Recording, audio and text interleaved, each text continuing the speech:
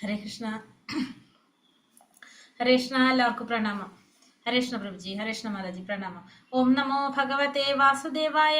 ഓം നമോ ഭഗവതേ വാസുദേവായ. ഓം നമോ ഭഗവതേ വാസുദേവായ. ഓം അജ്ഞാനതിമിരാന്ധസ്യ ജ്ഞാനാഞ്ജനാശലാകയ ചക്ഷുരുന്മീലിതം യേന തസ്മൈ ശ്രീ ഗുരവേ നമഃ. നമോ വിഷ്ണുപാദായ കൃഷ്ണപ്രേഷ്ഠായ ഭൂതലേ ശ്രീമതേ ഭക്തിവേദാന്ത സ്വാമിനിധി നാമിനെ. നമസ്തേ സാരസ്വതേ ദേവേ ഗൗരവാണി പ്രചാരിണേ നിർവിശേഷ ശൂന്യവാദി പാശ്ചാത്യദേശധാരിണേ.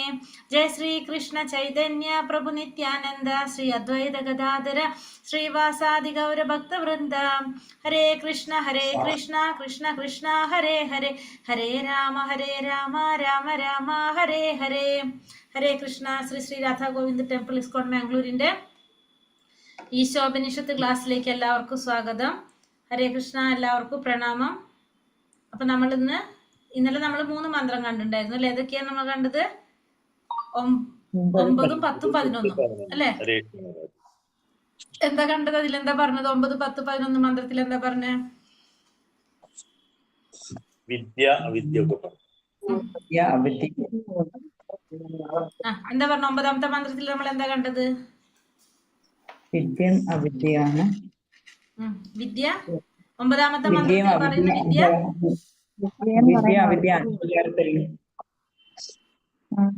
വിദ്യ വിദ്യ അന്ധകാരത്തിൽ. അപ്പൊ 9ാമത്തെ മന്ത്രത്തിൽ എന്താ പറയുന്നത്? 9ാമത്തെ മന്ത്രത്തിൽ പറയുന്നത് വിദ്യ എന്ന് പറഞ്ഞ എന്താണ്? തെറ്റായ ആധ്യാത്മിക ജ്ഞാനം. തെറ്റായ ആധ്യാത്മിക ജ്ഞാനം. അവിദ്യ എന്ന് പറഞ്ഞാല് ഭൗതിക ജ്ഞാനം. അപ്പൊ അത് രണ്ടും നമ്മളെ അന്ധകാരത്തിലേക്ക് കൊണ്ടുപോകുന്നു. 9ാമത്തെ മന്ത്രത്തിൽ കണ്ടു. 10ാമത്തെ മന്ത്രത്തിൽ നമ്മൾ എന്താ പഠിച്ചത്?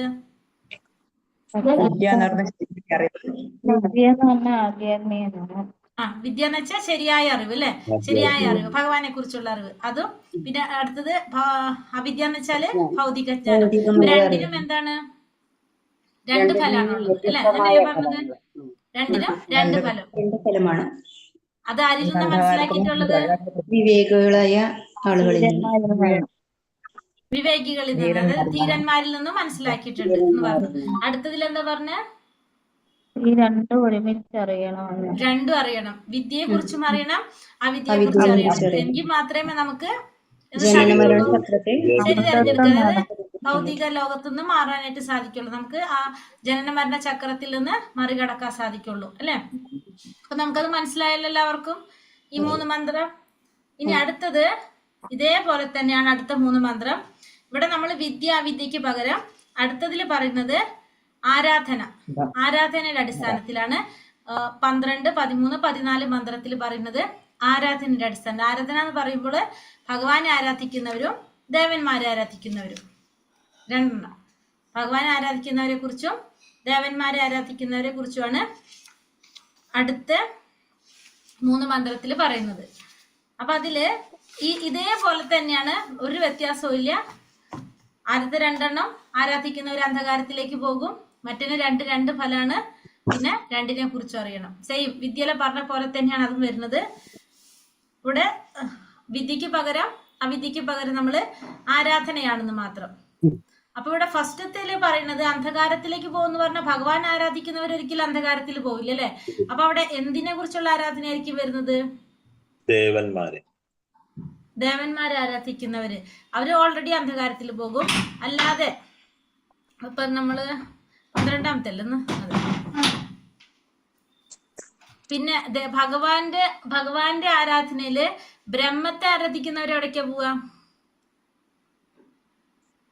ബ്രഹ്മത്തെ ആരാധിക്കുന്നവര് ശ്രീ രാധാ ഗോവിന്ദ് കി ജയ്, ശ്രീല പ്രഭുപാദ് കി ജയ്. നമുക്ക് നോക്കാം. ഓം നമോ ഭഗവതേ വാസുദേവായ. അന്ധം തമ പ്രവിശ്യന്തി യേ സംഭൂതി ഉപാസതേ തദോ ഭൂയ ഇവത്തെ തമോ യാ ഓം സംഭൂത്യാം രഥഃ.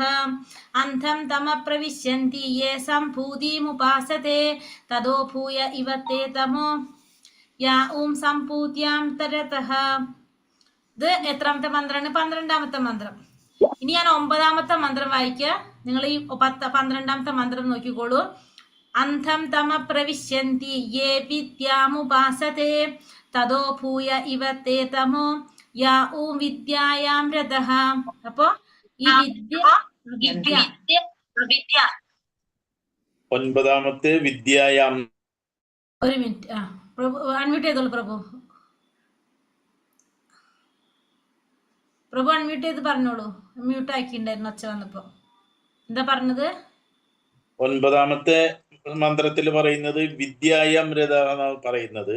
ആ, പക്ഷെ നമ്മുടെ 12ാമത്തേല് സമ്പൂദ്യം എന്നാണ് പറയുന്നത്. സംഭൂതി. അപ്പൊ രണ്ട് സ്ഥലത്ത് വിദ്യ അവിദ്യ എന്നുള്ളിടത്ത് ഇവിടെ എന്ത് വന്നു? സംഭൂതി അല്ലെ? സംഭൂതി വന്നത് ഇവിടെ.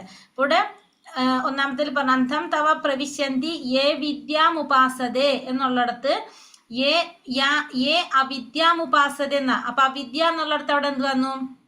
അസംഭൂതി. യേ അസംഭൂതിം ഉപാസതേ തതോ ഭൂയ ഇവത്തേതമോ യാ ഉ വിദ്യായാം രഥഃ എന്നുള്ളിടത്ത് യാ ഉ സംഭൂത്യാം രഥഃ. കണ്ടോ?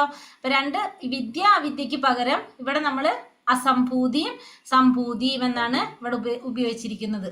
അതാണ് ഈ രണ്ട് മന്ത്രത്തിന്റെ വ്യത്യാസം, 9ഉം 12ഉം. അപ്പൊ ഇവിടെ പറയുന്ന ശരിക്കും സംഭൂതി എന്ന് പറഞ്ഞാല് ഭഗവാനെയാണ് പറയുന്നത്. യഥാർത്ഥത്തിൽ സംഭൂതി എന്ന് പറഞ്ഞ ആരാണ്? ഭഗവാനാണ്. പക്ഷെ ഇവിടെ സംഭൂതി എന്ന് പറയുന്നത് ഭഗവാന്റെ ആ ബ്രഹ്മജ്യോതിയെ, ബ്രഹ്മസാക്ഷാത്കാരുണ്ടല്ലോ, 3 സാക്ഷാത്കാരം പരമസത്യത്തിന്റെ, ബ്രഹ്മം, പരമാത്മാ, ഭഗവാൻ. അതിലെ ആ ബ്രഹ്മസാക്ഷാത്കാരത്തെയാണ് ഇവിടെ സൂചിപ്പിക്കുന്നത്. ശരിക്കും ഭഗവാനാണ് സംഭൂതി എന്ന് ഉദ്ദേശിക്കുന്നത്. പക്ഷെ ഇവിടെ പറയുന്ന സംഭൂതി എന്ന് പറയുന്നത് ആ അവ്യക്തിഗത ബ്രഹ്മം, അതാണ് സംഭൂതി എന്ന് ഇവിടെ പറയുന്നത്. മനസ്സിലാവുണ്ടോ? ബ്രഹ്മസാക്ഷാത്കാരത്തെയാണ് ഇവിടെ സംഭൂതി എന്ന് പറയുന്നത്. യഥാർത്ഥത്തിൽ സംഭൂതി എന്ന് പറഞ്ഞാൽ ഭഗവാനാണ്. നമുക്ക് നോക്കാം.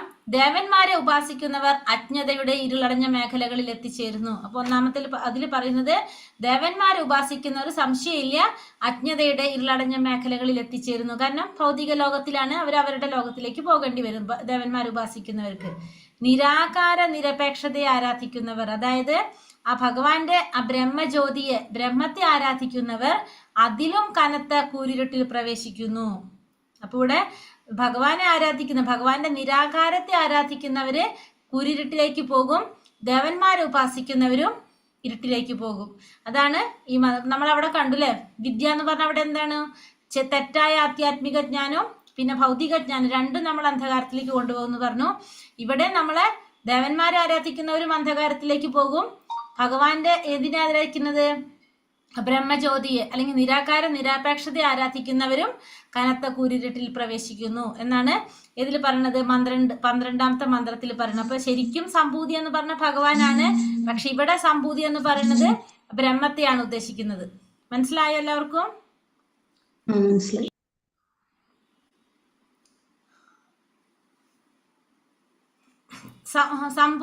സംഭൂതിയും അസംഭൂതിയും. സമ്പൂർണ്ണ സ്വതന്ത്ര നിരപേക്ഷ സത്യമായ പരമദിവ്യോത്തമ പുരുഷനാണ് സംഭൂതി. അപ്പൊ സംഭൂതി എന്ന് പറഞ്ഞ യഥാർത്ഥത്തിൽ ആരാണ്? ഭഗവാനാണ്. പരമദിവ്യോത്തമ പുരുഷനായിട്ടുള്ള ഭഗവാനാണ് യഥാർത്ഥത്തിൽ സംഭൂതി. അസംഭൂതി എന്ന് പറഞ്ഞാൽ സ്വതന്ത്രമായ നിലനിൽപ്പില്ലാത്തവരെ കുറിക്കുന്നു. സ്വതന്ത്രമായ നിലനിൽപ്പില്ലാത്തവരെയാണ് എന്ത് പറയണത്? അസംഭൂതിയും എന്ന് പറയുന്നത്. അപ്പൊ അതിദൈവങ്ങൾ, ദേവന്മാര്, അവരാണ് അസംഭൂതി എന്നതുകൊണ്ട് അർത്ഥമാക്കുന്നത്. ഉദാഹരണം, ഒരു കുട്ടി അമ്മയെ ആശ്രയിച്ചിരിക്കുന്നു. അതേപോലെ ഭഗവാനെ ആശ്രയിച്ചിരിക്കുന്നവരാണ് ആര്? അസംഭൂതി എന്ന് പറയുന്നത്. നിഷേധത്തിലൂടെ ഒരാൾക്ക് നിരപേക്ഷ തത്വത്തെ അറിയാൻ സാധിക്കാത്തത് എന്തുകൊണ്ടാണ്? നിരാകാരത്തിന്റെ ആരാധന യഥാർത്ഥത്തിൽ ആത്മാരാധനയാണ്. അത് ആരാധന ഇല്ലാത്തതിനേക്കാളും മോശമാണ്. വ്യാജമായി കീഴടങ്ങാൻ ആളുകളെ വഞ്ചിക്കുന്നു. അപ്പോ നിരാകാരത്തിന്റെ ആരാധന എന്ന് പറഞ്ഞ യഥാർത്ഥത്തിൽ എന്താണത്? ആത്മാരാധനയാണ്. നിരാകാരം, ഒരു ആകാരമില്ലാത്ത ഒരു പ്രകാശത്തെ മാത്രം ആരാധിക്കുന്നത് ആത്മാരാധനയാണ്. അതെന്താ പറഞ്ഞത്? ആരാധന ഇല്ലാത്തവരെക്കാളും മോശമാണ് എന്ത്? നിരാകാര ബ്രഹ്മത്തെ ആരാധിക്കുന്നത്. നിഷേധത്തിലൂടെയുള്ള നിരപേക്ഷതയുടെ നിർവചനം പൂർണ്ണമല്ല. അങ്ങനെയുള്ള നിഷേധാത്മക നിർവചനം സ്വന്തമായുള്ളൊരു സങ്കല്പം രൂപപ്പെടാൻ ഇടയാകുന്നു. അങ്ങനെ നിരപേക്ഷ സത്യം രൂപരഹിതവും നിർഗുണവുമായിരിക്കുമെന്ന് സ്വയം സങ്കല്പിക്കുന്നു. അപ്പോൾ ഭഗവാൻ ഒരു വ്യക്തിയാണ്, ഭഗവാനൊരു രൂപമുണ്ട് എന്ന് ചിന്തിക്കാതെ നിഷേധത്തിലൂടെ,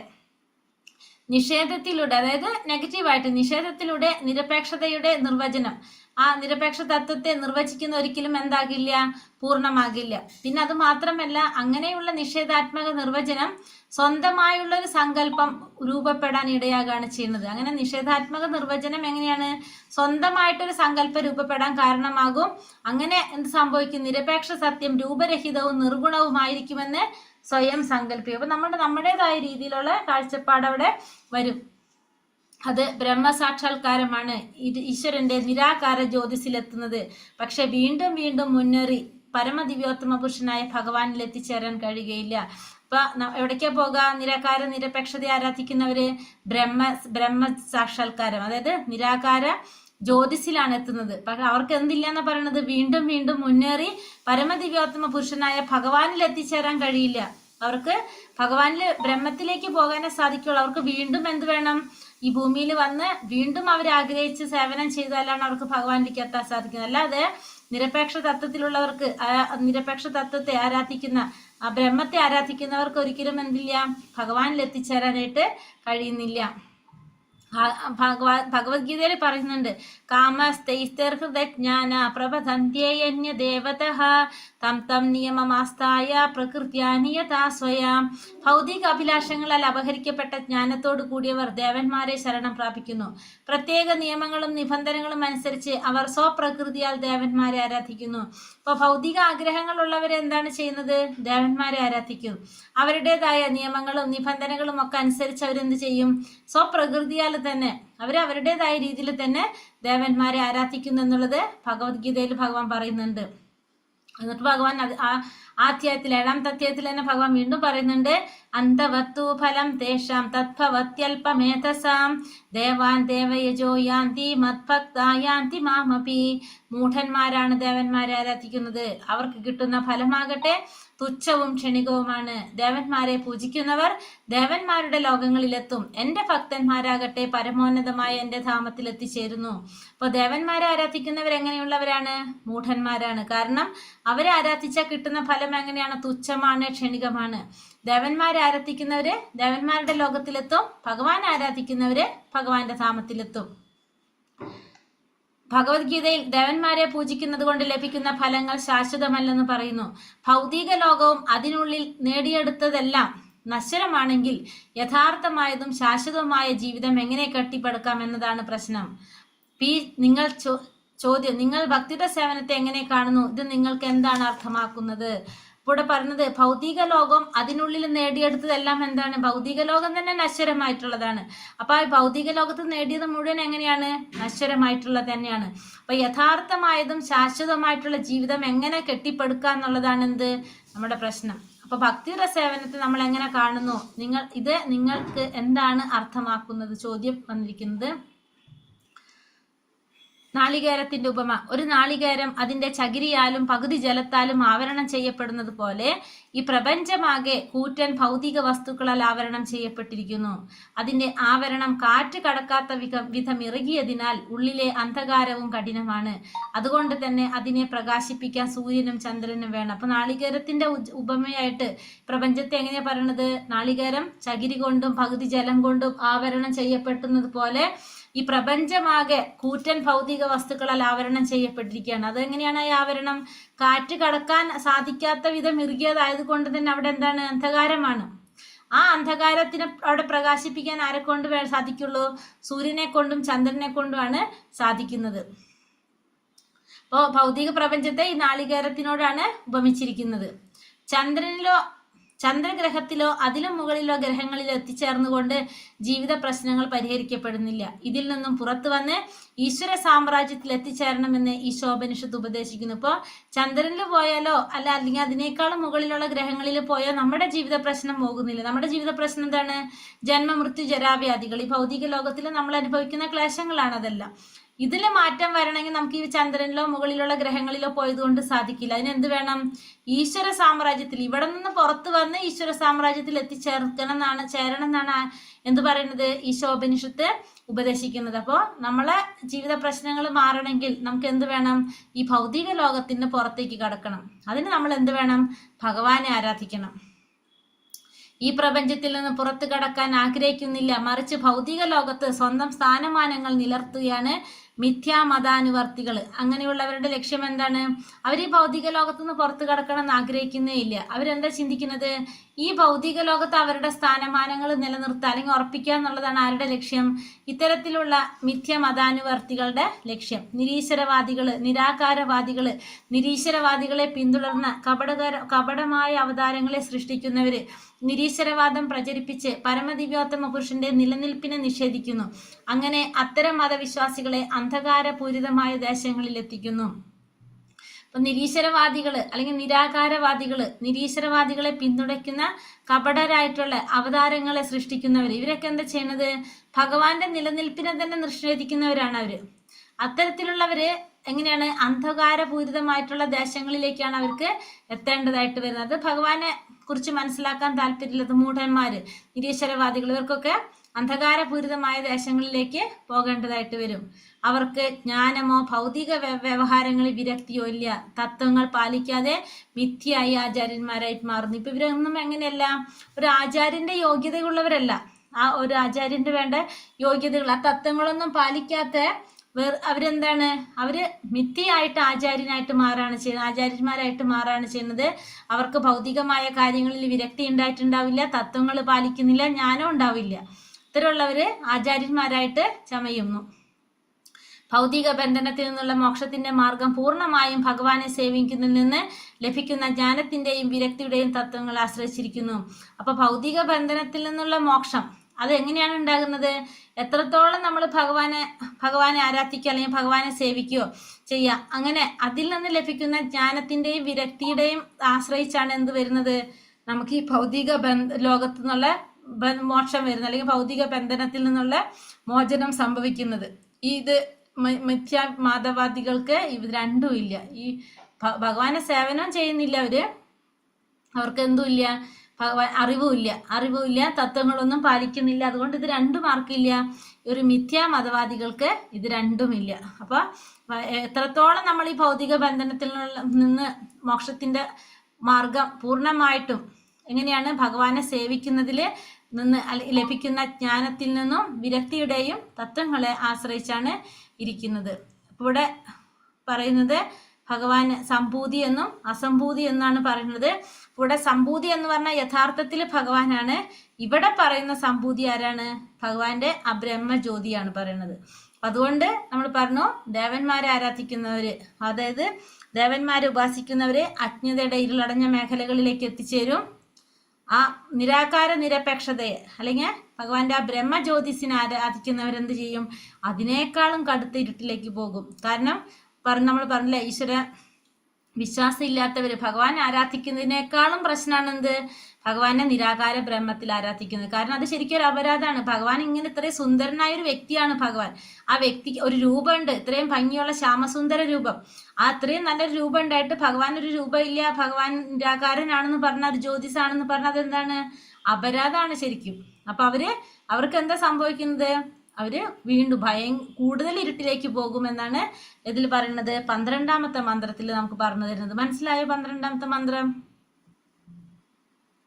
ഹരേഷ്ണ മനസ്സിലായി.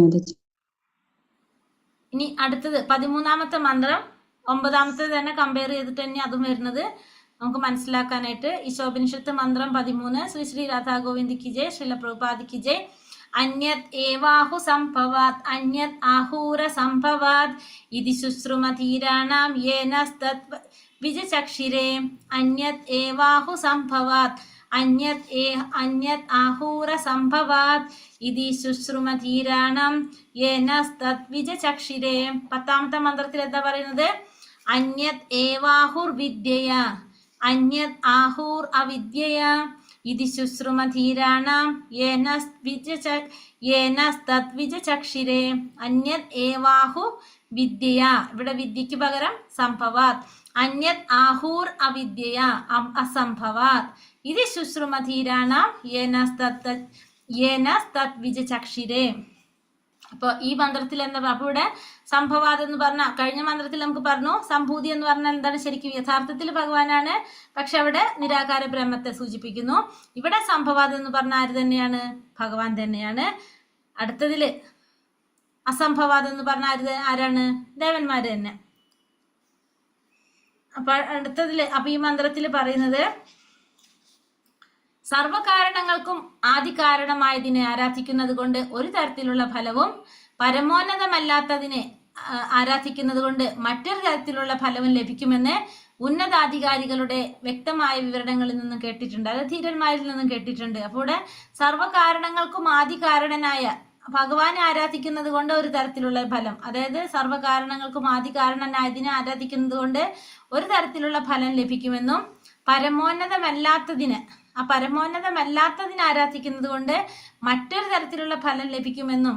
അതായത് പരമോന്നതമല്ലാത്തതെന്ന് ഉദ്ദേശിക്കുന്ന കാര്യമാണ് ഇവിടെ ദേവന്മാരെ അസംഭവാത് ദേവന്മാരെ ആരാധിക്കുന്നത് കൊണ്ട് പരമമല്ലാത്തതിനെ ആരാധിക്കുക, അതുകൊണ്ട് വേറൊരു തരത്തിലുള്ള ഫലമാണ് ലഭിക്കുന്നതെന്നും ആരിൽ നിന്ന് കേട്ടിട്ടുണ്ട്?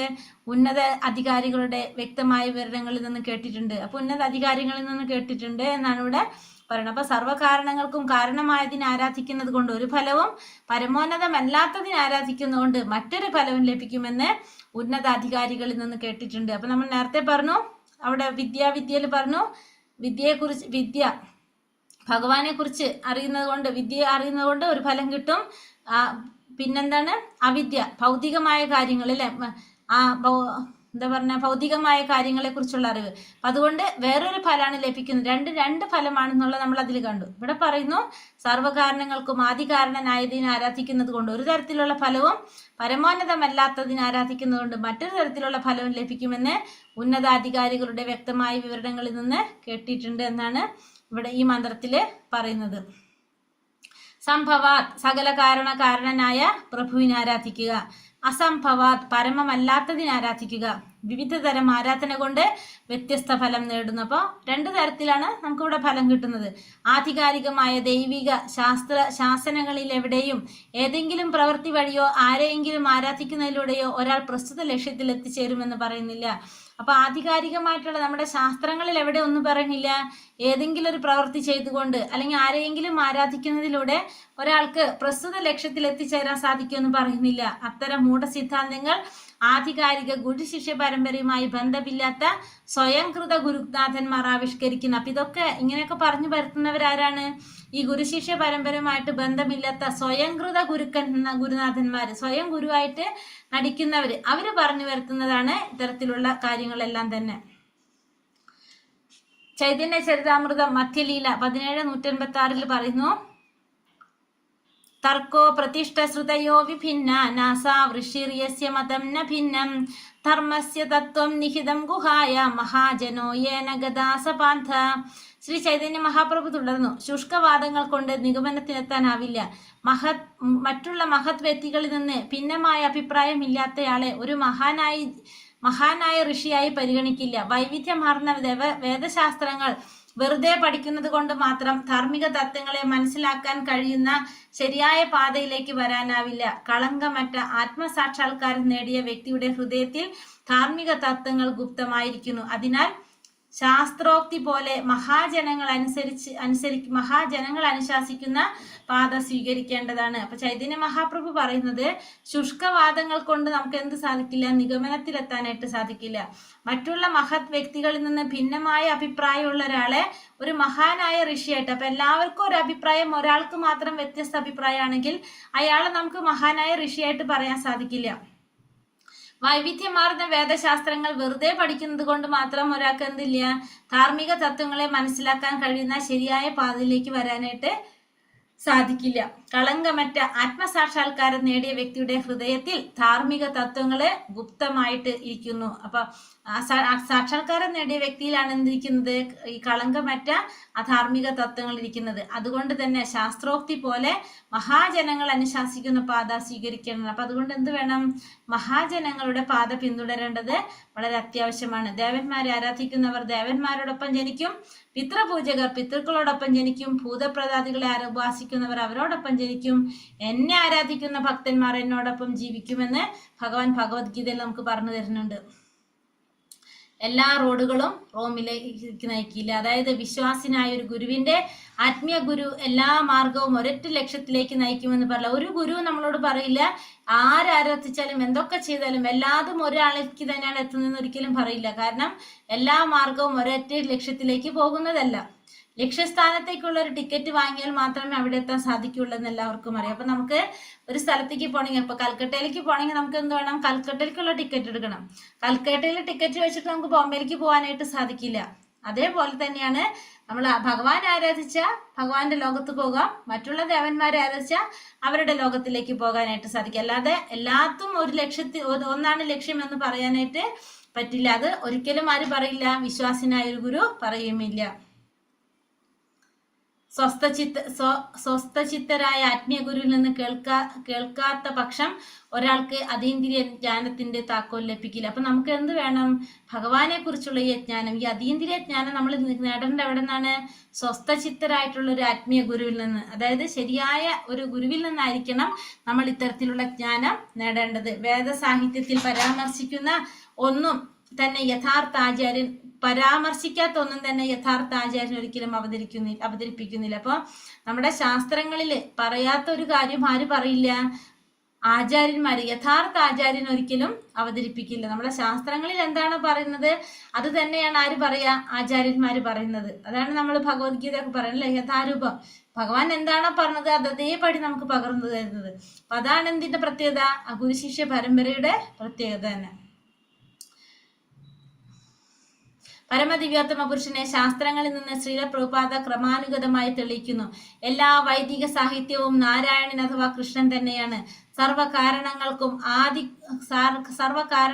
കാരണഭൂതനെന്ന് ഉറപ്പിച്ചിരിക്കുന്നു. വേദങ്ങൾ, ഉപനിഷത്തുകൾ, ഇതിഹാസങ്ങൾ, ബ്രഹ്മസംഹിത എന്നിവയിൽ തുടങ്ങി പ്രഭുപാദർ ക്രമാനുഗതമായാണ് ചെയ്യുന്നത്. അതായത് എല്ലാ ശാസ്ത്രങ്ങളിലും സാഹിത്യങ്ങളും എന്താണ് പറയുന്നത്? ഭഗവാന് നാരായണൻ അഥവാ കൃഷ്ണൻ തന്നെയാണ് സർവകാരണങ്ങൾക്കും കാരണഭൂതനെന്ന് എന്തിലും പറയുന്നുണ്ട്?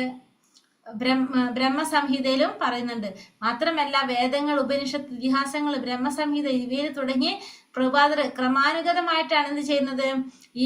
ഇത്തരത്തിലുള്ള കാര്യങ്ങൾ പറഞ്ഞു തന്നെ. അപ്പൊ ആദ്യം എന്താ പറഞ്ഞത്? ഭഗവാൻ സർവ്വകാരണങ്ങൾക്ക് കാരണഭൂതനെന്ന് ഉറപ്പിച്ച് പറയാണ്. എല്ലാ വൈദിക സാഹിത്യവും നാരായണനാണ് ഭഗവാൻ എന്ന് ഉറപ്പിച്ച് പറയാണ്. മാത്രമല്ല വേദങ്ങൾ, ഉപനിഷത്ത്, ഇതിഹാസങ്ങൾ, ബ്രഹ്മസംഹിത ഇവയിൽ തുടങ്ങിയിട്ട് പ്രഭുപാദർ ക്രമാനുഗതമായിട്ടാണ് എന്ത് ചെയ്യുന്നത്? ഭഗവാനെ കുറിച്ച് വിവരിച്ചു തരുന്നത്. ഭൗതിക ആധ്യാത്മിക ലോകങ്ങളുടെ ഉറവിടം ഞാനാണ്, എല്ലാം എന്നിൽ നിന്നാണ് ഉണ്ടായത്. ഇത് പൂർണ്ണമായിട്ട് അറിയുന്ന ബുദ്ധിമാന്മാർ എന്റെ സേവനത്തിൽ ഏർപ്പെടുകയും എന്നെ ഉള്ളഴിഞ്ഞ് ആരാധിക്കുകയും ചെയ്യുന്നെന്ന് ഭഗവാൻ ഭഗവത്ഗീതയില് പറയുന്നുണ്ട്. വേരുകൾ നനയ്ക്കുന്നതിന്റെ ഉപമ അത് നമ്മൾ പറയുന്നുള്ളതാണ് എപ്പോഴും. ഭക്തിയുടെ സേവനം സ്വീകരിച്ചാൽ കൃഷ്ണൻ ഹൃദയത്തിനുള്ളിൽ നിന്ന് സഹായിക്കുന്നു. അപ്പൊ നമ്മൾ ഭഗവാനെ സേവനം ചെയ്യാനായിട്ട് എപ്പോൾ തൊട്ട് നമ്മൾ ചെയ്യാൻ തുടങ്ങും അപ്പം മുതൽ ഭഗവാൻ എന്താണ്? നമ്മുടെ ഹൃദയത്തിൽ ഇരുന്നുകൊണ്ട് നമ്മളെ സഹായിക്കും. മനുഷ്യവംശത്തിന് വേണ്ടി ഫലപ്രദമായ എന്തെങ്കിലും ചെയ്യണമെന്നുണ്ടെങ്കിൽ നിങ്ങൾ കൃഷ്ണനെ ആരാധിക്കണം. അപ്പൊ മനുഷ്യർക്ക് വേണ്ടി എന്തെങ്കിലും ചെയ്യണമെങ്കിൽ നമ്മൾ എന്ത് വേണം? നമ്മൾ ഭഗവാനെ ആരാധിക്കണം. വേരിൽ വെള്ളം ഒഴിക്കുന്നതിന് ഉപമ. അപ്പൊ ദേവന്മാരെയും മനുഷ്യത്വത്തെയും ആരാധിക്കുന്നതിനുള്ള ആത്മീയ നേതാക്കളുടെ തെറ്റായ ശ്രമങ്ങൾ വേരുകൾക്ക് പകരം ഇലകൾ നനയ്ക്കുന്നതാണ്. അപ്പൊ അതായത് നമുക്ക് എന്താണ്? നമ്മളുടെ ചെടിയുടെ വേരിൽ വെള്ളം ഒഴിച്ചാല് ആ ചെടിയുടെ എല്ലാ ഭാഗത്തേക്കും ഒരേപോലെ കിട്ടും. നേരെ മറിച്ച് അതിന്റെ ഇലയിലാണ് വെള്ളം ഒഴിക്കണമെങ്കിലോ ഒരു കാര്യമില്ല, പോഷണമില്ലാതെ അതെല്ലാം വരണ്ടു പോകും. അതേപോലെ പരമപുരുഷനെ സമർപ്പണവും ആരാധനയും പഠിക്കുമ്പോഴാണ് മനുഷ്യരാശിക്കുള്ള യഥാർത്ഥ സേവനം അർപ്പിക്കുന്നത്. അപ്പോൾ അതേപോലെ തന്നെയാണ് ഭഗവാനുമായിട്ടുള്ള സമർപ്പണം അല്ലെങ്കിൽ ആരാധന പഠിപ്പിക്കുമ്പോഴാണ് നമുക്ക് എന്ത് വരുന്നത്? ആ മനുഷ്യരാശിയുടെ യഥാർത്ഥ സേവനം അർപ്പിക്കപ്പെടുന്നത്. ഭാഗവതത്തിലെ ശ്ലോകം പറയാണ്, യഥാ തരോർമൂല നിഷേചനേന തൃപ്യന്തി തസ്കന്ധ ഭുജോപശാഖ പ്രാണോപഹാരശ്ച യഥേന്ദ്രിയാണാം തഥൈവ സർവാർഹണമച്യുതേച്യ. വൃക്ഷത്തിന്റെ വേരിന് പകർന്നു കൊടുക്കുന്ന ജലം അതിന്റെ തായ്തടിയെയും ശിഖിരങ്ങളെയും ചില്ലകളെയും മറ്റെല്ലാ ഭാഗങ്ങളെയും ശക്തമാക്കുന്നത് പോലെ ആമാശയത്തിൽ നൽകുന്ന ആഹാരം ശരീരത്തിലെ എല്ലാ അവയവങ്ങൾക്കും ഇന്ദ്രിയങ്ങളെയും പോഷിപ്പിക്കുന്നതുപോലെ ഭക്തിയുടെ സേവനത്തിലൂടെ പരമദിവ്യോത്തമ പുരുഷനായ ഭഗവാനെ സമർപ്പിക്കുന്ന ആരാധകർ ആ പരമോന്നത വ്യക്തിത്വത്തിന്റെ ഭാഗങ്ങളായ ദേവന്മാരെയും യാന്ത്രികമായി സംതൃപ്തരാക്കുന്നു. ഇവിടെ പറയുന്നത് എപ്രകാരമാണോ വൃക്ഷത്തിന്റെ വേരിന് പകർന്നു കൊടുക്കുന്ന ജലം അതിന്റെ എല്ലാ തായ്തടികളെയും അതുപോലെ തന്നെ ശിഖിരങ്ങളെയും ചില്ലകളെയും എല്ലാറ്റിനെ ശക്തമാക്കുന്നത് പോലെ ആമാശയത്തിൽ നൽകുന്ന ആഹാരം എല്ലാ അവയവങ്ങൾക്കും ഇന്ദ്രിയങ്ങൾക്കും പോഷിപ്പിക്കുന്നത് പോലെ ഭക്തിയുടെ സേവനത്തിലൂടെ പരമദിവ്യോത്തമ പുരുഷനായ ഭഗവാന് സമർപ്പിക്കുന്ന ആരാധനകൾ എന്താണ്? ഭഗവാന്റെ പരമോന്നത വ്യക്തിത്വത്തിന്റെ ഭാഗങ്ങളായ ദേവന്മാരെയും യാന്ത്രികമായി സംതൃപ്തരാക്കുന്നു. അപ്പൊ നമ്മള് ദേവന്മാർക്ക് പ്രത്യേകം ഒന്നും ചെയ്യേണ്ട ആവശ്യമില്ല. ഭഗവാനെ സംതൃപ്തിപ്പെടുത്തിയാൽ നമുക്ക് എന്ത് സാധിക്കും? ദേവന്മാരെയും സംതൃപ്തിപ്പെടുത്താനായിട്ട് സാധിക്കുന്നത് ഭാഗവതത്തിൽ പറയുന്നതാണ്. അബുദ്ധയ, യഥാർത്ഥ വിദ്വാനായ ഒരാൾ എന്താണ്? മഹാജ്ഞാനികളും വേദങ്ങളും നൽകുന്ന തെളിവുകളിൽ നിന്ന് ഇത് ഗ്രഹിച്ച് ശ്രീകൃഷ്ണനെ സർവസ്വമായി ആരാധിക്കുന്നു. പരമപുരുഷനിൽ നിന്ന് ഭഗവത്ഗീത പോലുള്ള വേദജ്ഞാനം കേൾക്കുന്നവർ അർജുനനെ പോലുള്ളവരാണ് അവര് ബുധന്മാർ. അതായത് ഭഗവാനെ സർവസ്വമായി കണ്ട് ആരാധിക്കുന്നവർ നമുക്ക് എന്ത് പറയാം? ബുധന്മാരെന്ന് പറയും. ഭഗവാൻ ശ്രീകൃഷ്ണനെ സർവസ്വമായി കണ്ട് ആരാധിക്കുന്നവർ ബുധന്മാരാണ്. അങ്ങനെ പരമപുരുഷനിൽ നിന്ന് ഭഗവത്ഗീത പോലുള്ള വേദജ്ഞാനം കേൾക്കുന്ന അർജുനനെ പോലുള്ളവര് അത്തരത്തിലുള്ള ഭഗവാന്റെ ഭക്തന്മാരാണ് ആര്? ബുധന്മാരെന്നറിയപ്പെടുന്നത്. ഭഗവത്ഗീത ശ്രവിക്കുന്നതിന് മുമ്പ് അർജുനൻ ഒരു മനുഷ്യ സ്നേഹി അല്ലെങ്കിൽ അഹിംസാവാദിയാകാൻ ആഗ്രഹിച്ചു. എന്നാൽ ഭഗവാനിൽ നിന്ന് ഭഗവത്ഗീത ഗ്രഹിച്ച ശേഷം യുദ്ധം ചെയ്ത് അർജുനൻ ഭഗവാനെ ആരാധിച്ചു. അപ്പൊ അർജുനൻ ആദ്യം എന്താണ്? ഭഗവത്ഗീത കേൾക്കുന്നതിന് മുമ്പ് അർജുനൻ ഒരു മനുഷ്യ സ്നേഹിയാണ്, അതുപോലെ തന്നെ അഹിംസാവാദി അതാകാനാണ് തീരുമാനിച്ചത്. പക്ഷേ ഭഗവാനിൽ നിന്ന് ഭഗവത്ഗീത കേട്ടപ്പോൾ അദ്ദേഹം ആരായിട്ട് മാറി? ഭഗവാനെ ആരാധിക്കാനായിട്ട് തുടങ്ങി. ഭഗവാനെ എങ്ങനെയാണ് ആരാധിച്ചത്? യുദ്ധം ചെയ്തുകൊണ്ട് ആരാധിച്ചു എന്നാണ് ഇവിടെ പറയുന്നത്. ഭഗവാനെ യുദ്ധം ചെയ്തുകൊണ്ടാണ് അർജുനൻ ആരാധിക്കുന്നത്. അബുദ്ധയ എന്നാൽ ബുദ്ധിശക്തി ഇല്ലാത്തവര്, സ്വയം നശിപ്പിക്കുന്നവർ അല്ലെങ്കിൽ അവ്യക്തിഗതവാദികളെയാണ് ഇവിടെ എന്ന് പറയുന്നത്. അബുദ്ധയ എന്നതുകൊണ്ട് ഉദ്ദേശിക്കുന്നത്. ബുദ്ധയ എന്ന് പറഞ്ഞാൽ നമുക്ക് മനസ്സിലായി നമ്മൾ എന്താണ് പറഞ്ഞത്? ഭഗവാനെ ആരാധിക്കുന്നവര്. അബുദ്ധയ എന്ന് വെച്ചിട്ടുണ്ടെങ്കിൽ ബുദ്ധിശക്തി ഇല്ലാത്തവര്, സ്വയം നശിപ്പിക്കുന്നവര്. അവ്യക്തിഗതവാദികളൊക്കെ എന്തിൽ വരും? അബുദ്ധയ അതിൽ വരും. നിങ്ങൾക്ക് ഇഷ്ടമുള്ളത് ചെയ്യാം, കഴിയുന്നത്ര വഴികളുണ്ട്, പക്ഷെ ഇത് സത്യമല്ല. അപ്പൊ നമുക്ക് ഏത് വേണമെങ്കിലും തിരഞ്ഞെടുക്കാം, കുറേ വഴികളുണ്ട്, നമുക്ക് ഇഷ്ടമുള്ളത് തിരഞ്ഞെടുക്കാം എന്നാണ് പറഞ്ഞത്. പക്ഷെ ഇതെന്തല്ല, സത്യമല്ല എന്നുകൂടി പറയുന്നത്. സംഭൂതനായി പരമദിവ്യോത്തമ പുരുഷൻ. വേദാന്ത സൂത്രപ്രകാരം സംഭൂത എന്നാൽ ജനനത്തിന്റെയും നിലനിൽപ്പിന്റെയും പ്രഭാവം എന്നതുപോലെ നാശത്തിന് ശേഷിയും അവശേഷിക്കുന്ന സംഭരണി എന്നാണ്. വേദാന്ത സൂത്രത്തിന്റെ സ്വാഭാവിക വ്യാഖ്യാനമായ ശ്രീമദ് ഭാഗവതത്തിന്റെ അതേ കർത്താവ് തന്നെ പറയുന്നു, എല്ലാ ആവിർഭാവത്തിന്റെയും പ്രഭവസ്ഥാനം ഒരു ജഡവസ്തുവായ ശില പോലെയല്ലെന്നും അഭിജ്ഞൻ അഥവാ പൂർണ്ണബോധവാനാണെന്നും. ഇവിടെ വേദാന്ത സൂത്രത്തില് പറയുന്നത് സംഭൂത എന്നാൽ എന്താ പറയാ? സംഭൂതം എന്ന് വെച്ചിട്ടുണ്ടെങ്കിൽ ജനനത്തിന്റെയും നിലനിൽപ്പിന്റെയും പ്രഭാവ സ്ഥാനം, അതാണ് സംഭൂത. എന്നതുപോലെ തന്നെ നാശത്തിന് ശേഷവും അവശേഷിക്കുന്ന ഒരു സംഭരണി എന്നാണ്. നാശത്തിന് ശേഷം അവസാനിക്കുന്നതാണ് എന്ത്? അവസാനിക്കുന്നതാണ് ഈ ഒരു സംഭരണി എന്ന് പറയുന്നത്, സംഭൂത. അതായത് ഇവിടെ എന്താ പറഞ്ഞത്? വേദാന്ത സൂത്രത്തിന്റെ സ്വാഭാവിക വ്യാഖ്യാനമായ ശ്രീമദ് ഭാഗവതത്തിന്റെ അതേ കർത്താവ് തന്നെയാണ് പറയുന്നത്, എല്ലാ ആവിർഭാവത്തിന്റെയും പ്രഭവസ്ഥാനം ജഡവസ്തുവായ ശില പോലെയല്ലെന്ന്. അല്ലെങ്കിൽ അഭിജ്ഞൻ അല്ലെങ്കിൽ പൂർണ്ണബോധവാനാണ്. ഭഗവാൻ എങ്ങനെയാണ്? ഭഗവാൻ അഭിജ്ഞനാണ്, എല്ലാം അറിയുന്നവനാണ് ഭഗവാൻ. എല്ലാറ്റിനെ കുറിച്ച് പൂർണ്ണ ബോധവാനാണ് ഭഗവാൻ. ഭൂതം, ഭാവി, വർത്തമാനം എന്നിവയെ പറ്റി ബോധവാനാണ്. ബ്രഹ്മാവ്, ശിവൻ പോലുള്ള ദേവന്മാർ ഉൾപ്പെടെയുള്ള ആരും എന്നെ പൂർണ്ണമായിട്ട് അറിയുന്നില്ലെന്നും എന്ന് പറയുന്നു ഭഗവാൻ ഭഗവത്ഗീതയില് പറയുന്നു.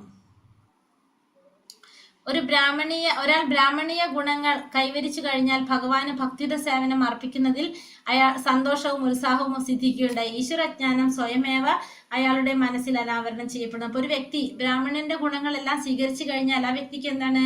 ഭക്തിയുത സേവനം അർപ്പിക്കുന്നതിന് വളരെ സന്തോഷവും ഉത്സാഹം ഉണ്ടാകും.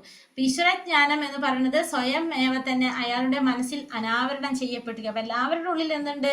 ഭഗവാനോടുള്ള ഒരു സേവനം ഉണ്ട്, പക്ഷെ അയാളുടെ മനസ്സിൽ അത് ആവരണം ചെയ്യപ്പെട്ടിരിക്കുകയാണ് ചെയ്യുന്നത്. ഈ ശരിയായ ശാസ്ത്രം ഗ്രഹിക്കുന്നതിലൂടെ ഒരാൾ അനുക്രമം ഭൗതിക ബന്ധങ്ങളിൽ നിന്ന് മുക്തനാകുകയും ഭഗവാന്റെ കാരുണ്യം കൊണ്ട് കലുഷിതമായ സ്ഫടിക തുല്യമായ മനസ്സ് ശുദ്ധമാവുകയും ചെയ്യുന്നു. അപ്പോൾ ഈ ശരിയായ ശാസ്ത്രം ഗ്രഹിക്കുന്നത് കൊണ്ട് ഒരു വ്യക്തിക്ക് ഭൗതിക ബന്ധങ്ങളിൽ നിന്ന് മുക്തനാകാനും ഭഗവാന്റെ കാരുണ്യം കൊണ്ട് എന്ത് സാധിക്കും? ആ സ്ഫടിക തുല്യമാവാനായിട്ട്, മനസ്സിനെ സ്ഫടിക തുല്യമാക്കാനായിട്ട് സാധിക്കും.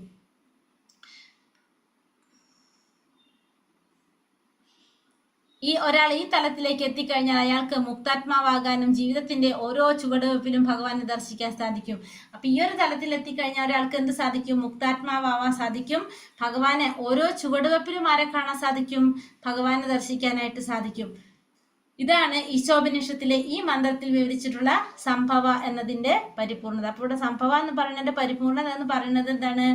ഒരാള് എന്ത് തലത്തിലേക്ക് എത്താം? ഉയർന്ന തലത്തിലേക്ക് എത്താം. അയാള് മുക്താത്മാവാകാ. ആ ഓരോ ചുവടുപ്പിലും ആരെ ദർശിക്കാൻ സാധിക്കും? ഭഗവാനെ ദർശിക്കാനായിട്ട് സാധിക്കും, ഭഗവാനെ കാണാനായിട്ട് കഴിയുന്നുള്ളതാണ് ഇത് മന്ത്രത്തിൽ പറയുന്നത്, ഈ 13ാമത്തെ മന്ത്രത്തില് പറയുന്നത്. ഹരേ കൃഷ്ണ. അപ്പൊ ഇവിടെ നമ്മൾ ഈ മന്ത്രത്തിൽ നമുക്ക് എന്താ പറഞ്ഞത്? രണ്ട് കാര്യങ്ങളാ പറഞ്ഞല്ലേ. ഇവിടെ പറഞ്ഞു സർവ്വകാരണങ്ങൾക്കും കാരണമായതിനെ ആ പരമ നിരപേക്ഷ തത്വം ഭഗവാനെ ആരാധിക്കുന്നത് കൊണ്ട് ഒരു ഫലം കിട്ടും. ആ പരമോന്നതനല്ലാത്തത്, അതാണത് ദേവന്മാര്, അവരെ ആരാധിക്കുന്നത് കൊണ്ട് വേറൊരു തരത്തിലുള്ള ഫലം ലഭിക്കുമെന്ന് ധീരന്മാരിൽ നിന്നും കേട്ടിട്ടുണ്ട്. അപ്പോൾ രണ്ട് തരത്തിലുള്ള കുറിച്ച് പറയണം. ഒന്ന് ദേവന്മാരെ ആരാധിക്കുന്നവര്, ഒന്ന് ദേവന്മാരെ ഭഗവാനെ ആരാധിക്കുന്നവർ. രണ്ടിനും രണ്ട് ഫലമാണ് എന്നുള്ളത് ആരിൽ നിന്ന് കേട്ടിട്ടുണ്ട്? ധീരന്മാരിൽ നിന്ന് കേട്ടിട്ടുണ്ടെന്നാണ് പറയുന്നത്. കാരണം ദേവന്മാര് ആരാധിച്ച് അവരെവിടേക്കാ പോകാം? ദേവന്മാരുടെ ലോകത്ത്, അതായത് അന്ധകാരത്തിലേക്ക് പോകും. ഭഗവാൻ ആരാധിച്ചാലാണ് ഭഗവാന്റെ ലോകത്ത് പോകാൻ പറ്റുന്നത് എന്നുകൂടി നമുക്കിവിടെ മനസ്സിലാക്കി തരാണ്. ഇനി അടുത്ത മന്ത്രം ഉണ്ടല്ലോ അല്ലെ,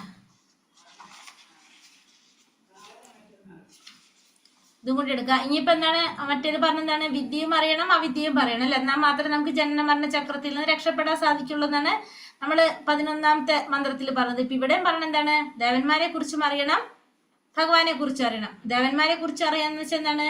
ദേവന്മാരുടെ ഈ ഭൗതിക പ്രപഞ്ചത്തെ കുറിച്ച് അറിയണം. ഭഗവാനെ കുറിച്ച് അറിയാന്ന് വെച്ചിട്ടുണ്ടെങ്കിൽ ഭഗവാന്റെ നാമരൂപ ഗുണലീലകളെല്ലാം അറിയണം. എങ്കിൽ മാത്രമേ നമുക്ക് എന്ത് സാധിക്കുള്ളൂ? ജനന മരണ ചക്രത്തെ മറികടക്കാൻ സാധിക്കുള്ളതാണ് ഈ 14ാമത്തെ മന്ത്രത്തില് പറയുന്നത്. ശ്രീ ശ്രീ രാധാ ഗോവിന്ദിക്ക് ജയ്, ശ്രീല പ്രഭുപാദിക്ക് ജയ്. സംഭൂതിം ച വിനാശം ച യസ്തദ്വേദോഭയം സഹ വിനാശേന മൃത്യും തീർത്വാ സംഭൂത്യാമൃതമശ്നുതേ. സംഭൂതിം ച വിനാശം ച തദ്വേദോഭയം സഹ വിനാശേന മൃത്യും തീർത്ഥ സംഭൂത്യാമൃതമശ്നുതേ.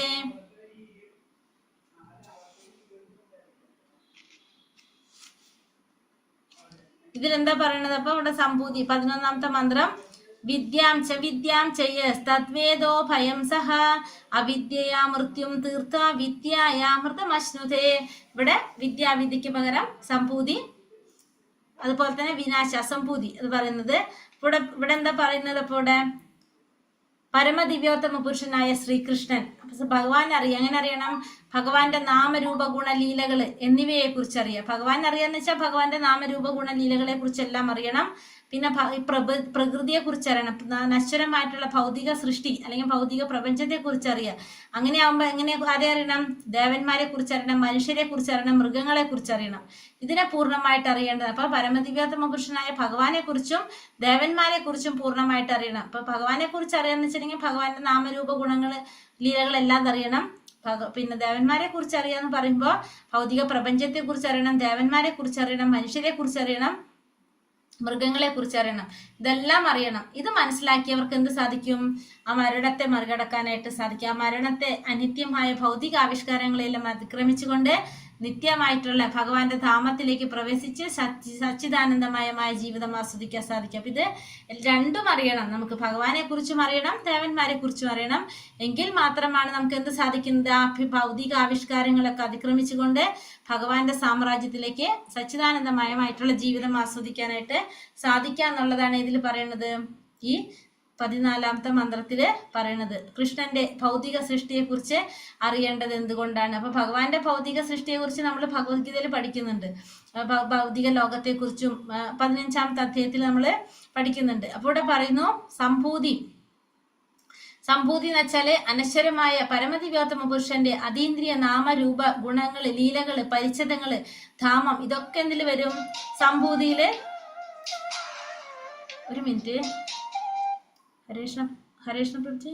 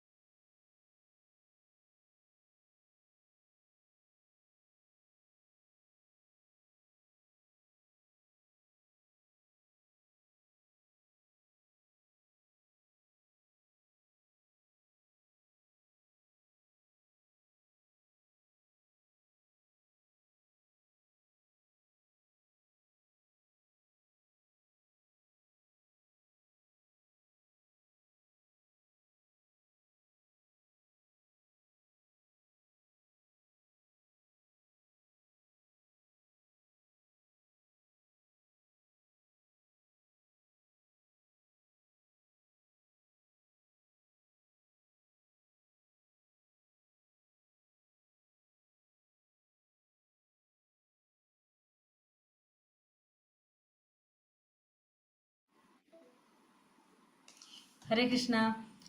ഇപ്പോൾ ഇവിടെ എന്താ പറഞ്ഞത്?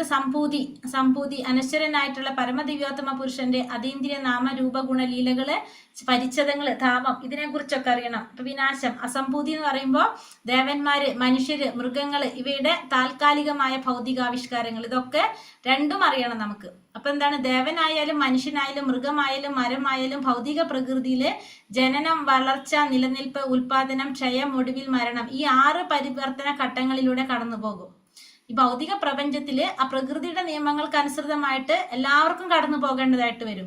ശാസ്ത്രജ്ഞന്മാരും രാഷ്ട്രീയക്കാരും ഈ സ്ഥലം മരണമുക്തമാക്കാൻ ശ്രമിക്കുന്നു. കാരണം മരണരഹിതമായ ആത്മീയ പ്രകൃതിയെ കുറിച്ച് അവർക്ക് അറിയാത്തത് കൊണ്ട് അവരെന്ത് വിചാരിക്കുകയാണ്? ഈ ഭൗതിക പ്രപഞ്ചം, അത് ഭൗതിക ലോകം മരണമുക്തമാക്കാനായിട്ട് അവര് ശ്രമിച്ചുകൊണ്ടിരിക്കുക. അപ്പൊ രണ്ടും അറിയണം. ആ മരണമുക്തമായിട്ടുള്ള ലോകത്തെ ഭഗവാന്റെ കുറിച്ചും അറിയണം, ഭഗവാന്റെ നാമരൂപ ഗുണലീലകളെ കുറിച്ച് എല്ലാം അറിയണം. പിന്നെ അതുപോലെ തന്നെ എന്തിനെ കുറിച്ച് അറിയണം? ഭൗതിക പ്രപഞ്ചത്തെ കുറിച്ച് അറിയണം. ദേവന്മാരെ കുറിച്ചും മനുഷ്യരെ കുറിച്ചും മൃഗങ്ങളെ കുറിച്ചും എല്ലാ താൽക്കാലികമായിട്ടുള്ള എല്ലാ ആവിഷ്കാരങ്ങളെ കുറിച്ച് രണ്ടും അറിയണം. വിഷ്ണു പുരാണത്തിൽ പറയുന്നു 6:7-61 നിന്ന് പരാശക്തി, ഉത്കൃഷ്ട പ്രകൃതി എന്നും അപരാശക്തി, അധമ പ്രകൃതി അല്ലെങ്കിൽ അവിദ്യ എന്നും അറിയപ്പെടുന്ന ഭിന്നമായ ശക്തികൾ ഭഗവാനുണ്ടെന്ന് നമുക്കറിയാൻ കഴിയും. നമ്മൾ ഭഗവത്ഗീതയിൽ പഠിച്ചിട്ടുണ്ട്, ഭഗവാന്റെ 2 ഉത്കൃഷ്ട ശക്തിയും അധമ ശക്തി. ഉത്കൃഷ്ട ശക്തി എന്ന് പറയുന്നത് ജീവാത്മാക്കളാണ് ഉത്കൃഷ്ട ശക്തി. അധമ ശക്തി എന്ന് പറയുന്നത് ഭൗതിക പ്രപഞ്ച ഭൗതിക സൃഷ്ടിയാണ്. ഇത് ജീവസത്തയെ അജ്ഞതയാൽ ആവരണം ചെയ്ത് കാമ്യകർമ്മങ്ങൾ ചെയ്യാൻ പ്രേരിപ്പിക്കുന്നു. അപ്പൊ ജീവാത്മാവിന് അജ്ഞതയാൽ ആവരണം ചെയ്ത് കാമ്യകർമ്മങ്ങൾ ചെയ്യാനായിട്ട് പ്രേരിപ്പിച്ചു കൊണ്ടിരിക്കും. ഉയർന്ന ശക്തിയാണ് ശാശ്വതവും മരണരഹിതമായിട്ടുള്ള ഭഗവത് ധാമം എന്ന് പറയുന്നത്. ഏതാണ്? ഭഗവാന്റെ ഉയർന്ന ശക്തിയാണ് എന്ത്? ശാശ്വതമായിട്ടുള്ള മരണരഹിതമായിട്ടുള്ള ഭഗവത് ധാമം എന്ന് പറയുന്നു. പരമദിവ്യോത്തമ പുരുഷനായ ഭഗവാൻ ശ്രീകൃഷ്ണനെ സമീപിക്കണമെങ്കിൽ കലർപ്പില്ലാത്ത ഭക്തിയുടെ സേവനം കൊണ്ടല്ലാതെ ജ്ഞാനം, യോഗം, കർമ്മം എന്നിവയാൽ സാധ്യമല്ല. അപ്പൊ ഭഗവാനെ ശരണം ഭഗവാനെ പ്രാപിക്കണമെങ്കിൽ നമുക്ക് എന്ത് വേണം? സമീപിക്കണമെങ്കിൽ ഭക്തിയിലൂടെ മാത്രമേ സാധിക്കുള്ളൂ. ഭക്തി ഇല്ലാതെ, ഭക്തിയുടെ സേവനം ചെയ്യാതെ നമുക്ക് ഭഗവാനെ ഭഗവാനെ പ്രാപിക്കാൻ സാധിക്കില്ല. ജ്ഞാനം കൊണ്ടോ യോഗം കൊണ്ടോ കർമ്മം കൊണ്ടോ ഒന്നും എന്ത് സാധിക്കില്ല? ഭഗവാനെ പ്രാപിക്കാൻ സാധിക്കില്ല. എന്ത് വേണം? ഭക്തി വേണം. ഭക്തിയുടെ സേവനം ചെയ്യണം. കർമ്മികൾ, സൂര്യൻ, ചന്ദ്രൻ എന്നിവർ ഉൾപ്പെടുന്ന സ്വർഗലോക ഗ്രഹങ്ങളിലേക്ക് ഉയർത്തപ്പെടുന്നു. അപ്പോ കർമ്മികള് കർമ്മം ചെയ്യുന്നു, ഫലം ആഗ്രഹിച്ചുകൊണ്ട് കർമ്മം ചെയ്യുന്നവർ എന്ത് പോകും? അവര് പുണ്യലോകങ്ങളിലേക്ക് ഉയർത്തപ്പെടും. സ്വർഗലോകങ്ങളിലേക്കാണ് അവർ ഉയർത്തപ്പെടുന്നത്. ജ്ഞാനികള്, യോഗികള്, ഇതിനേക്കാൾ ഉത്കൃഷ്ടരായിട്ടുള്ള മഹർലോകം, തപോലോകം, ബ്രഹ്മലോകം എന്നിവിടേക്ക് ഉയർത്തപ്പെടും. അപ്പൊ ജ്ഞാനികളൊക്കെ എവിടേക്ക് പോകും? സ്വർഗലോകത്തിനേക്കാളും മുകളിലുള്ള ലോകങ്ങളിലേക്ക്. അതുപോലെ തന്നെ അതായത് ബ്രഹ്മലോകം, തപോലോകം, മഹർലോകം ഇങ്ങനെയുള്ള ലോകങ്ങളിലേക്കാണ്, ഉത്കൃഷ്ട ലോകങ്ങളിലേക്ക് ഉയർത്തപ്പെടും. അവർ ഭക്തിയുടെ സേവനത്തിലൂടെ വീണ്ടും യോഗ്യത നേടിക്കഴിയുമ്പോൾ പ്രകാശമാനമായ ആത്മീയ വിഹായസിലോ അതായത് ബ്രഹ്മജ്യോതിയിലോ വൈകുണ്ഠ ലോകങ്ങളിലോ ഓരോ വ്യക്തിയുടെ യോഗ്യതയ്ക്കനുസരിച്ച് പ്രവേശിക്കാൻ അനുവദിക്കപ്പെടുന്നു. അപ്പോൾ ഇവിടെ നമ്മൾ പറഞ്ഞു, നമ്മൾ ചെയ്യുന്ന കർമ്മത്തിന്റെ അനുസരിച്ച് കർമ്മികള് ഫലം ആഗ്രഹിച്ചുകൊണ്ട് കർമ്മം ചെയ്യുന്നവര് സ്വർഗലോകങ്ങളിലേക്ക് പോകുന്നു പറഞ്ഞു. അപ്പൊ അവിടുത്തെ ഫലം തീരുമ്പോൾ നമ്മൾ തിരിച്ചു ഭൂമിയിൽ വരും. ഈ ജ്ഞാനികളും യോഗികളൊക്കെ എന്താണ്? അവരതിനേക്കാളും ഉത്കൃഷ്ടമായ ലോകങ്ങളിൽ, അതിനേക്കാളും മുകളിലുള്ള ലോകങ്ങളിൽ പോകും. ജനർലോകം, മഹർലോകം, തപോലോകം, ബ്രഹ്മലോകം പോലുള്ള ലോകങ്ങളിലേക്ക് പോകും. പക്ഷെ അവിടെ ചെന്നാൽ അവരെന്താണ്? അവർ വെറുതെ ഇരിക്കല്ല വേണ്ടത്. അവിടെ ചെന്നാലും ഭഗവാന് സേവനം ചെയ്തുകൊണ്ടിരുന്നാല് അവർക്ക് എന്ത് സാധിക്കും? അതിനേക്കാളും മുകളിൽ ആത്മീയ ലോകത്തിലേക്ക് കടക്കാൻ അപ്പോഴേ സാധിക്കുള്ളൂ. അല്ലാതെ ബ്രഹ്മലോകത്തിൽ ചെന്നിട്ടും അവിടെ വെറുതെ ഇരിക്കാൻ പറ്റില്ല. അവിടെ ഇരുന്നിട്ട് ഭഗവാന്റെ സേവനം ചെയ്യുന്നതിലൂടെയാണ് വൈകുണ്ഠ ലോകങ്ങളിലേക്ക് ഓരോ വ്യക്തിയുടെ യോഗ്യതയ്ക്കനുസരിച്ചാണ് അവർക്ക് പ്രവേശനം അനുവദിക്കുന്നത്. അവിടേക്ക് ഭക്തിയുടെ സേവനത്തിൽ പരിശീലനം കൂടാതെ യാതൊരാൾക്കും ആധ്യാത്മിക ലോകമായ വൈകുണ്ഠ ലോകത്തിൽ പ്രവേശിക്കാൻ സാധിക്കില്ല. അപ്പൊ ഭക്തിയുടെ സേവനം ചെയ്യാതെ ആർക്കും എന്തുണ്ടാവില്ല? ഭഗവാന്റെ ലോകത്തിലേക്ക്, വൈകുണ്ഠ ലോകത്തിലേക്കുള്ള പ്രവേശനം ഇല്ല. അപ്പൊ നമുക്ക് എന്ത് ചെയ്തേ പറ്റൂ? ഭക്തിയുടെ സേവനം ചെയ്യാതെ ഭഗവാനെ പ്രാപിക്കാൻ നമുക്ക് സാധിക്കില്ല. അപ്പോൾ ഇവിടെ അസംഭൂതി അല്ലെ വിനാശം എന്ന് പറയുന്നത് ഒരുവൻ ശരിയായി മനസ്സിലാക്കണമെന്ന് ഈശോപനിഷത്തിൽ ഈ ശ്ലോകം പഠിപ്പിക്കുന്നു. താൽക്കാലികമായ ഭൗതികാവിർഭാവങ്ങളെ മാത്രം മനസ്സിലാക്കി ഒരാൾക്ക് തന്നെ സംരക്ഷിക്കാനാവില്ല. കാരണം പ്രകൃതിയുടെ ഗതിയിൽ ഓരോ നിമിഷവും വിനാശം നടക്കുന്നു. അപ്പൊ നമുക്ക് രണ്ടും അറിയണം. താൽക്കാലികമായ ഭൗതിക ആവിർഭാവങ്ങളെ മാത്രം മനസ്സിലാക്കിക്കൊണ്ട് ഒരാൾക്ക് സംരക്ഷിക്കാൻ സാധിക്കില്ല. എന്ത് വേണം? പ്രകൃതിയുടെ ഗതിയിൽ ഓരോ പ്രാവശ്യവും വിനാശം നടന്നുകൊണ്ടേയിരിക്കും, ഓരോ നിമിഷവും. നമുക്ക് രണ്ടും അറിയണം. എങ്കിൽ മാത്രമേ നമുക്ക് എന്ത് സാധിക്കുള്ളൂ? നമുക്ക് അതിൽ നിന്ന് രക്ഷപ്പെടാനായിട്ട് സാധിക്കുള്ളൂ. സത്യത്തെ നാം ഇഷ്ടപ്പെടുന്നോ ഇല്ലയോ എന്നത് കാര്യമല്ല. സത്യം സത്യമായി തന്നെ നിലനിൽക്കുന്നു. സത്യം എപ്പോഴും നിലനിൽക്കുന്നു. നമ്മൾ ഇഷ്ടപ്പെട്ടാൽ ഇല്ലെങ്കിലും സത്യം എപ്പോഴും സത്യമാണ്. തുടർച്ചയായി ജനന മരണങ്ങളിൽ നിന്ന് രക്ഷപ്പെടണമെന്നുണ്ടെങ്കിൽ ഈശ്വരനായുള്ള ഭക്തിയുടെ സേവനം നാം ചെയ്യേണ്ടതുണ്ട്. ഇവിടെ പൊരുത്തപ്പെടലിന് സ്ഥാനമില്ല, കാരണം അത് അത്യാവശ്യമാണ്. അപ്പോൾ ജനന മരണത്തിൽ നമുക്ക് രക്ഷപ്പെടണമെങ്കിൽ എന്ത് വേണം? ഭഗവാന് വേണ്ടിയിട്ട് ഭക്തിയുടെ സേവനം ചെയ്യാം. അവിടെ നമുക്ക് എന്തിന് സ്ഥാനമില്ല? പൊരുത്തപ്പെടലിനൊന്നും സ്ഥാനമില്ല, കാരണം അത് അത്യാവശ്യമാണ്. ആ ഭക്തിയുടെ സേവനം ചെയ്താൽ മാത്രമേ നമുക്ക് എവിടേക്ക് പോകാൻ സാധിക്കുള്ളൂ? ഭഗവാന്റെ അടുത്തേക്ക് പോകാനായിട്ട്, ഭഗവാന്റെ ലോകത്തിലേക്ക് പോകാനായിട്ട് സാധിക്കുള്ളൂ. ഹരേ കൃഷ്ണ കൃഷ്ണ കൃഷ്ണ ഹരേ ഹരേ, ഹരേ രാമ